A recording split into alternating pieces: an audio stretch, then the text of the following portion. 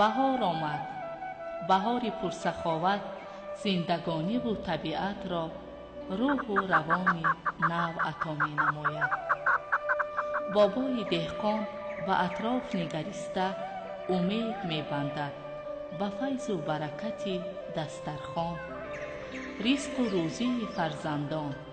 شکر می گوید با تحمل، اندیشه و اخلاص، نیت پاک و آرزوها.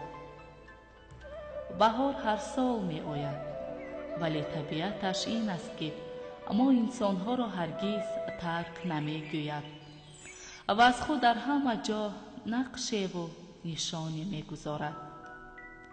در پیراهن اطلس گلدختران، طاقه زردوزی و تور حریر نوعروسان، درز و سوزنی های چیوران، نقش و نگار سحرانگیز صورتگران به جلو می آید.